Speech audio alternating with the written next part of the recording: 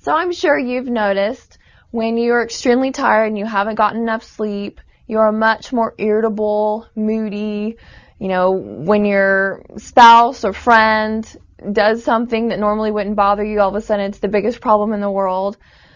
Or if you had too much alcohol the night before and you wake up and not feeling so great, you're more irritable. Well, those two situations are examples of how what you do to yourself can impact how you feel.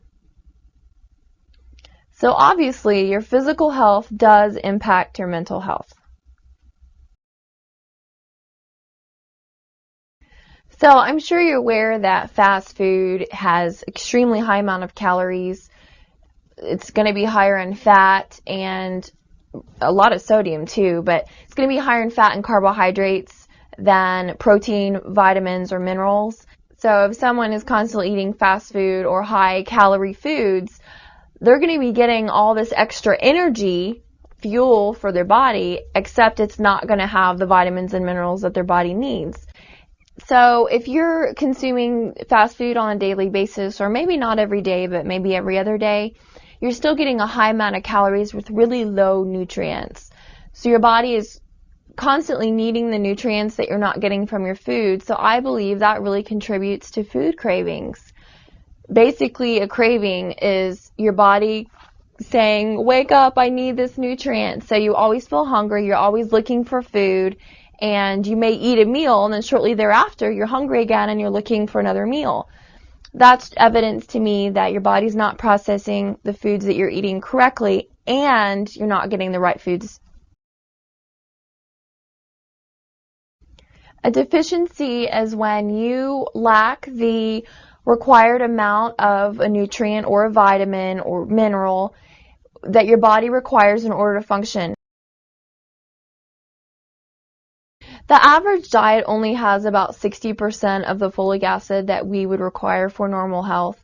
So folic acid deficiency can cause apathy, insomnia, irritability, mood swings, loss of appetite, and especially fatigue. So if you're experiencing any of those symptoms, it's very possible that you're just not eating the right foods that are rich in folic acid. So the foods that are going to be rich in folic acid are spinach, turnip greens, beans, and peas. Now the most common deficiency, nutrient deficiency, is iron deficiency. There are so many foods that are rich in iron, but we're not getting the right foods. We're not eating healthy enough, and so that's impacting how much iron is available to our bodies. Now iron is used in a ton of biochemical processes within our bodies. Iron deficiency, also known as anemia, can result in you feeling just lethargic and, no energy, kind of out of it per se, not yourself. So that could just be an indication of that you don't have enough iron in your bloodstream to help your body function properly. And even the UN Children's Fund found that children in school who didn't have enough iron in their diet, their IQ was lowered 5 to 7 points. Children definitely are impacted by the amount of iron in the diet, and obviously if children are impacted, adults are going to be impacted too. Now the foods that are really rich in iron are going to include spinach, the dark leafy green vegetables, all whole grains, which includes oatmeal, whole wheat bread, whole grain bread, even the whole wheat pitas. Those are now in stores. You can get those pretty easily. So those plus dried beans, peas, and beef.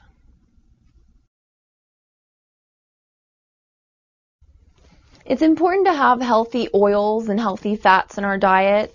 Omega-3 fatty acids are essential fatty acids, and essential means that we have to get it in our diet. Our bodies don't make it.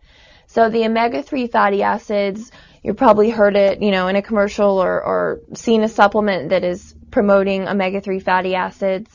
And the reason why it's becoming such a big source for supplements and for media attention is the fact that it can definitely reduce cholesterol, can impact cardiovascular system, support your immune system. But then also some really interesting studies show that omega fatty acids can actually impact your brain cells and how they function. Omega-3 fatty acids can be found in your seafood, especially salmon and tuna, and then also a vegetarian source of omega-3 fatty acids are flaxseed, and that's something that I eat every day, so I really like flaxseed. And so those two would be the main things to look for if you think that you're not getting enough healthy oils, healthy fats in your diet. And especially if you have high cholesterol, I would definitely say to implement these into your diet. B vitamins are essential vitamins that you have to have in your diet for optimal health. And there are several things that we do to ourselves that make our bodies lose B vitamins, or the B vitamins actually are reduced in our bodies. One is being stressed all the time. Chronic stress, and even days of just stress out of nowhere, and then you normally live a stress-free life. Even those one-time episodes, or if you do have chronic stress, actually deplete our B vitamins available to us. Also, another thing that can deplete your B vitamins is excessive alcohol. So if you're someone who, chronically drinks alcohol every night, or once a week you're drinking, excess alcohol at one sitting, anything like that, excess alcohol majorly depletes your B vitamins. So those two factors are going to contribute to B vitamin depletion.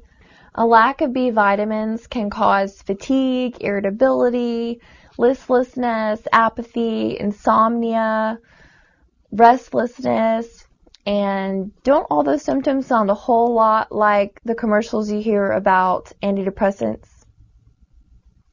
A study published in Psychology Today showed that 2 pregnant mothers that had significantly low vitamin B12, they weren't getting enough animal products in their diet because that's what's rich in vitamin B12.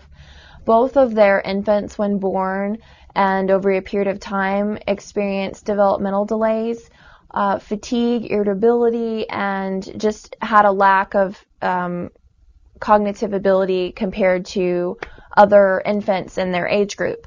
So it's important to realize that B12 can obviously influence cognition and your mental health. Now, I'm not saying that all mental problems are caused by nutritional deficiencies, but obviously there's evidence showing that if you're not eating correctly and you're not getting enough nutrients in your diet, then that can certainly impact how you feel. I am saying that if you take care of your body, if you eat the right foods, you're getting enough nutrients, you're drinking enough water, you're exercising, that is certainly going to impact how you feel, and how you feel is an evidence of your mental health. So taking care of yourself is certainly going to enhance your mental wellness. Now, there is a subject that applies nutrition to mental health, and it's called orthomolecular psychiatry.